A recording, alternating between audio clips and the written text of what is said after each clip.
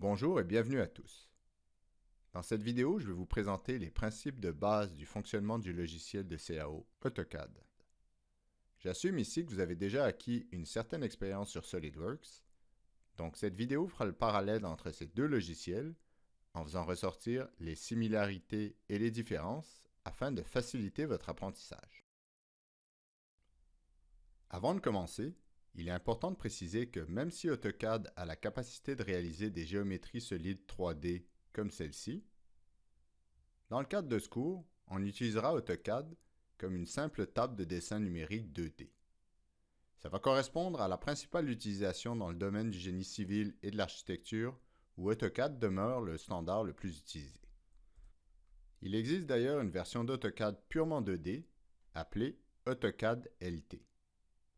Pour faire le parallèle avec SolidWorks, c'est comme si on se limitait à la réalisation d'esquisses purement 2D. Par contre, une différence importante, c'est que lorsqu'on tracera dans AutoCAD des lignes, des arcs, des cercles ou toute autre entité géométrique, on n'établira pas de relation géométrique permanente entre ces entités, qui seront donc toutes indépendantes les unes des autres. Donc voici l'environnement d'AutoCAD à l'ouverture du logiciel. Je remarque que je travaille ici sur la version 2018, donc il est possible que votre environnement soit un peu différent du mien, en fonction de votre version et de sa configuration. Mais vous allez voir que malgré ces différences, on peut toujours faire fonctionner le logiciel de la même façon. Je commence par créer un nouveau modèle, en allant cliquer ici, ou en utilisant le raccourci clavier CTRL-N. Ensuite, je choisis ici le gabarit ISO. Si ce gabarit n'est pas présent, choisissez-en un autre. Pour le moment, ça ne fera aucune différence. L'interface utilisateur d'AutoCAD est organisée autour d'un ruban qui contient des palettes d'outils classées par catégorie, telles que dessin, modification ou annotation. Ce ruban peut prendre plusieurs formes en fonction de l'onglet de catégorie choisi ici. On voit ici Début, Insertion et Annoter. Ces trois premières catégories d'onglets regroupent les principaux outils qu'on utilisera ici dans ce cours. Un élément central dans l'interface et le fonctionnement d'AutoCAD, c'est la barre de commande qu'on retrouve ici. À travers cette barre de commande, on va toujours pouvoir accéder aux outils par leur nom, peu importe la version ou la configuration d'AutoCAD. De plus, il va falloir être attentif aux messages qui vont s'afficher dans la barre de commande lors de l'exécution des commandes en cours. Par exemple, si j'entre au clavier « Ligne », j'active l'outil de ligne. Pour plus de polyvalence, si je précède l'instruction de la barre de soulignement, je peux entrer la commande sous son nom en anglais, soit « Line », ce qui permet d'entrer une commande quelle que soit la version ou la langue d'installation d'AutoCAD. On voit également qu'on n'est pas obligé d'entrer le nom complet de la commande, puisqu'il existe beaucoup de raccourcis clavier qui vont s'afficher automatiquement. Comme lorsque je tape L, je vois ici que j'active ligne automatiquement. Donc dans cette vidéo, la principale méthode d'accès aux commandes que je vais vous démontrer, c'est à travers la barre de commande sous le nom anglais des commandes précédée par la barre de soulignement ou par des raccourcis clavier, ce qui va rendre votre utilisation plus générale et efficace. Naturellement, les commandes sont également accessibles au besoin depuis les barres d'outils situées sur le ruban. Maintenant, une fois l'outil ligne activé, il fonctionne similairement à celui de SolidWorks. Je clique une première fois pour fixer le premier point du segment et une seconde fois pour le second point, et ainsi de suite. Pour désactiver l'outil, j'appuie sur la touche d'échappement. Le contrôle de la vue d'AutoCAD est assez similaire à celui de SolidWorks. Je peux donc zoomer et dézoomer avec la roulette de la souris. Pour zoomer au mieux, je double-clique sur la roulette. Et pour faire une translation de la vue, je maintiens la roulette de la souris enfoncée et je déplace le curseur. Je peux également entrer le raccourci clavier Z, suivi de la touche Entrée, pour activer l'outil de zoom qui contient plusieurs options, mais qui par défaut correspond au zoom fenêtre. Comme pour toutes les options de commande, elles sont visibles ici dans la barre de commande. Pour en sélectionner une, je clique dessus ou j'entre la première lettre de l'option ici en bleu. Ensuite, dans le cas du zoom fenêtre, je sélectionne la zone sur laquelle zoomer. Étant donné qu'on dessine uniquement en 2D dans un environnement 3D, pour notre utilisation, on travaillera toujours sur le plan de dessus, identifiable ici par O. Si jamais vous faites tourner l'orientation de la vue, vous n'avez qu'à cliquer ici sur O pour retourner à la vue de dessus. Une particularité d'AutoCAD, c'est que contrairement à SolidWorks, il existe un seul type de fichier de modélisation, dont l'extension est .dwg. La modélisation et la mise en plan sont donc regroupées dans un seul et même fichier. On retrouve ici l'espace de modélisation sous l'onglet Objet, qu'on appelle aussi le Model Space en anglais, et dans lequel on travaille actuellement. Les onglets suivants, nommés Présentation, correspondent à l'environnement de mise en plan, qu'on appelle le Paper Space en anglais. En résumé, la modélisation se fait ici dans le Model Space, et par la suite, on réalisera les mises en plan dans le Paper Space. Comme dans tous les logiciels de CAO, on modélise toujours à l'échelle 1 pour 1, sauf que contrairement à SolidWorks, dans AutoCAD, il n'existe pas vraiment d'unité associée à l'espace de modélisation. Les unités interviennent plus tard, uniquement au moment de la mise en plan, lors du transfert d'échelle. Donc on peut commencer à dessiner dans n'importe quelle unité et fixer plus tard ces unités. Mais dans notre cas, on va quand même fixer tout de suite les unités. Pour ce faire, j'entre au clavier Unité ou en anglais, barre de soulignement Units. Je choisis ici le type d'entrée pour les longueurs, telles que décimale, architecturale, fraction, et la même chose pour les angles. Je fixe tout à décimale. Pour les unités, je choisis le millimètre. Et je valide. Comme je l'ai dit précédemment, contrairement à SolidWorks, les entités telles que ces lignes sont toutes indépendantes et leur position n'est pas fixée de manière permanente dans l'espace par rapport à l'origine. Ce qui fait que je peux déplacer les sommets individuels de ces lignes, comme ceci. Cela sous-entend également que lorsque je vais tracer des entités géométriques telles que ces lignes, je dois fixer leur position et leur dimension au moment de leur création, contrairement à SolidWorks, dans lequel on ajoutait des relations d'esquisse et des cotes après la création de l'entité. Je vais maintenant vous présenter 6 manières différentes de positionner et dimensionner des entités géométriques dans AutoCAD. Pour l'illustrer, je vais créer des lignes pour représenter un simple rectangle comme ceci de 150 par 50 à partir de l'origine. Je commence tout d'abord par effacer toutes les lignes existantes. Donc un peu comme dans SolidWorks, je crée un rectangle de sélection en cliquant une seule fois et en me déplaçant jusqu'à l'autre extrémité du rectangle. Puis, j'appuie sur la touche Supprimer. Dans AutoCAD, la boîte de sélection se comporte de la même façon que pour SolidWorks. Donc de gauche à droite, je sélectionne les entités entièrement incluses dans le rectangle de sélection, alors que de droite à gauche, la sélection se fait sur toutes les entités, même partiellement incluses. Je commence par démontrer la première manière de positionner des entités géométriques par l'entrée de coordonnées absolues. J'active l'outil ligne et je trace ma première ligne à partir de l'origine, dont les coordonnées sont 0, 0, et que j'entre au clavier, séparé d'une virgule. Je désactive pour le moment le mode de saisie dynamique en cliquant sur l'icône ici. Si cette icône n'est pas présente en bas dans la barre de mode, je viens ici dans Personnalisation, puis je clique dans la liste pour le sélectionner. Je m'assure ensuite qu'il est bien inactif. Je vérifie également que le mode ortho et le mode OSNAP sont également bien désactivés. Je retourne dans l'espace du modèle et j'entre la deuxième coordonnée absolue du segment, soit 150,0, puis la troisième 150,50, puis 0,50,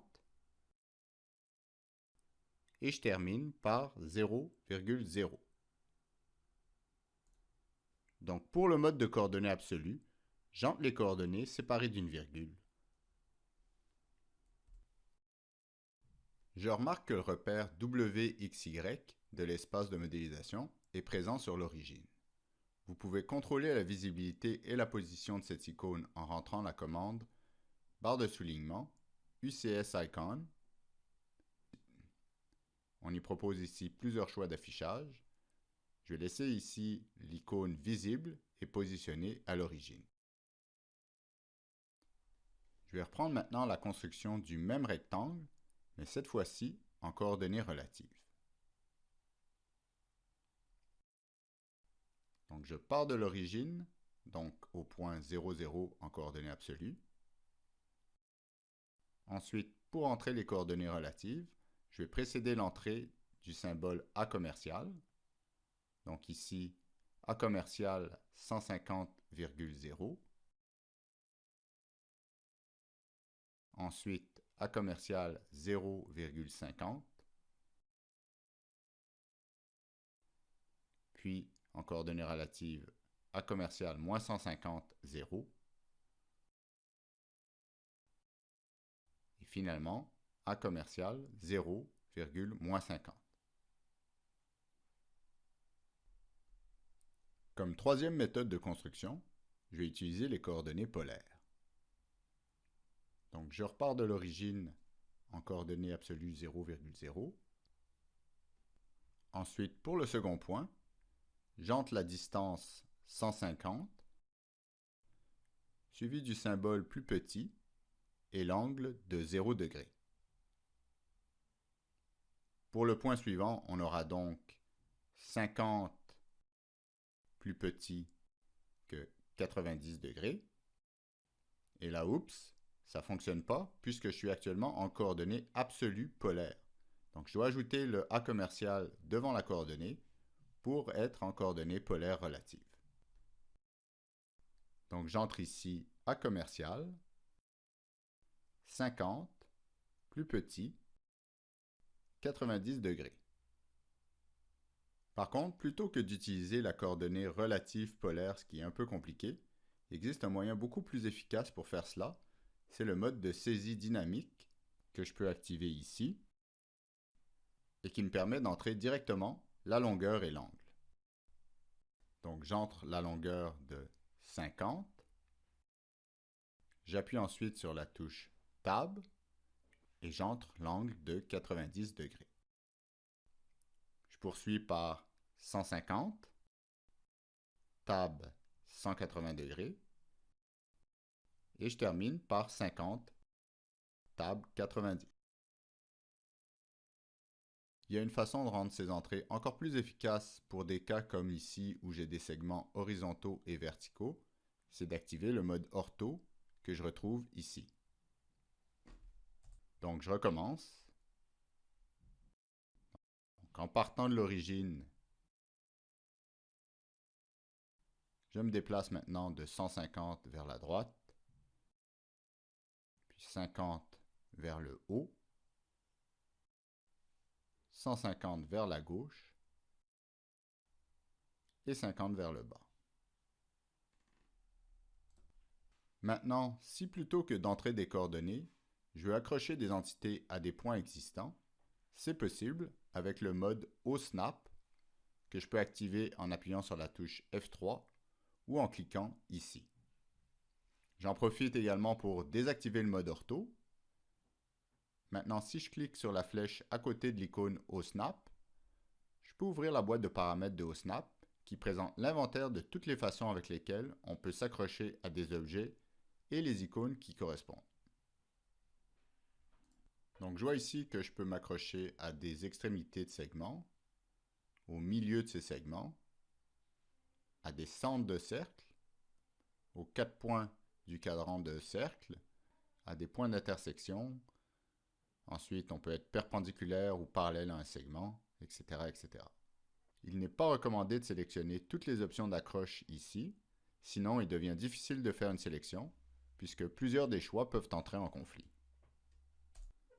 De plus, on va voir qu'il est facile d'activer rapidement un type d'accroche particulier au besoin, en utilisant un simple raccourci clavier. Donc pour le moment, je sors de la boîte. Je vais réaliser un segment depuis l'extrémité du segment ici jusqu'au milieu de celui-ci. J'active l'outil ligne. J'approche le curseur de l'extrémité du segment. Le symbole d'extrémité apparaît. Je clique et le point de départ de la ligne est accroché à cette extrémité. Je m'approche ensuite du centre de ce segment. Le symbole milieu apparaît. Je clique pour terminer mon segment au milieu de celui-ci. Il faut encore rappeler que ces relations ne sont pas permanentes et que je peux très bien déplacer une extrémité d'un segment sans affecter les autres entités, puisqu'elles sont toutes totalement indépendantes les unes des autres. Je vais maintenant réaliser un segment à partir du coin ici, jusqu'à cette ligne, en y étant perpendiculaire. Donc je pars en m'accrochant au coin. Ensuite, j'approche de la ligne. Le symbole perpendiculaire apparaît et je clique pour accepter et créer un segment perpendiculaire. Si maintenant, je veux forcer un certain type d'accroche, je vais par exemple réaliser une ligne parallèle à celle-ci en partant du centre de celle-ci. J'active l'outil ligne, j'approche du centre du segment, le symbole de milieu apparaît et je clique pour valider.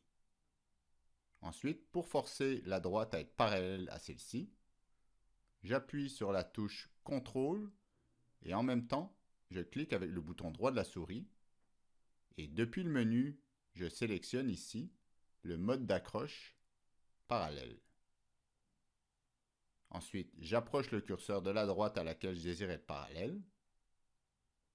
Le symbole parallèle apparaît et lorsque je me déplace et que j'approche de la direction parallèle au segment précédent, une droite verte apparaît et si je clique à ce moment-là, le segment sera parallèle au précédent. Je peux résumer ici les 6 façons qu'on a vues de positionner des entités dans AutoCAD. Donc par coordonnées absolues, en entrant les coordonnées x, y séparées d'une virgule. Par coordonnées relatives, donc en précédant les coordonnées x, y du symbole A commercial. Par coordonnées polaires absolues ou relatives, en entrant la longueur, suivie du symbole plus petit que, et l'angle. Par mode de saisie dynamique, donc en entrant la longueur, ensuite tab et l'angle. Mode de saisie dynamique plus le mode ortho, en entrant uniquement la longueur. Et finalement avec le mode d'accroche au snap, où je peux saisir donc des extrémités, des points milieux, des centres ou rendre des segments parallèles ou perpendiculaires à d'autres. Je peux également forcer le mode d'accroche avec le raccourci clavier CTRL et bouton droit de la souris. Pour compléter cette introduction à AutoCAD, je vais vous présenter rapidement le fonctionnement de l'outil de cercle que je peux activer en entrant le raccourci clavier C. Ici, il y a plusieurs modes de fonctionnement, centre et rayon, 3 points, 2 points et le mode tangente, tangente, rayon. On commence par le mode par défaut. Donc je sélectionne le centre, ensuite je spécifie le rayon. Pour l'option suivante, 3 points, donc j'active l'outil de cercle, ensuite j'entre 3P pour choisir le mode 3 points, et je n'ai qu'à sélectionner 3 points 1, 2 et 3 pour créer un cercle passant par les 3 points sélectionnés. Ensuite, l'option 2 points nécessite la sélection de 2 points qui correspondent à un diamètre. C'est assez simple pour que vous exploriez vous-même cette option. Et l'option suivante, c'est tangente, tangente, rayon, où on choisit 2 entités auxquelles sera tangent le cercle et on spécifie ensuite le rayon du cercle. Donc, j'entre T pour l'option tangente, tangente, rayon et je sélectionne par exemple ce cercle et ce segment auquel je désire être tangent. Et finalement, j'entre le rayon que je vais fixer, disons, à 20 et je valide. On obtient donc bien un arc tangent au cercle et au segment ayant un rayon de 20. Pour obtenir de l'information sur une entité, j'entre prop au clavier pour propriété et je valide. Un tableau de propriété apparaît. Je sélectionne ensuite une entité en cliquant dessus, comme le cercle ici. Et le tableau de propriété affiche des informations comme ici, la position du centre du cercle et son rayon. On retrouve ici également dans la catégorie dessin plusieurs autres types d'entités tels que des arcs ou des ellipses, mais que je ne présenterai pas dans cette vidéo. Par contre, vous pourrez facilement les explorer vous-même au besoin. Donc voici ce qui complète ce premier vidéo d'introduction à AutoCAD. Je vous rappelle que comme pour SolidWorks, il existe une version gratuite d'AutoCAD que vous pouvez installer sur votre poste de travail personnel si vous le désirez. Comme d'habitude, toutes les informations se trouvent sur le site Moodle du cours. Merci et bon travail!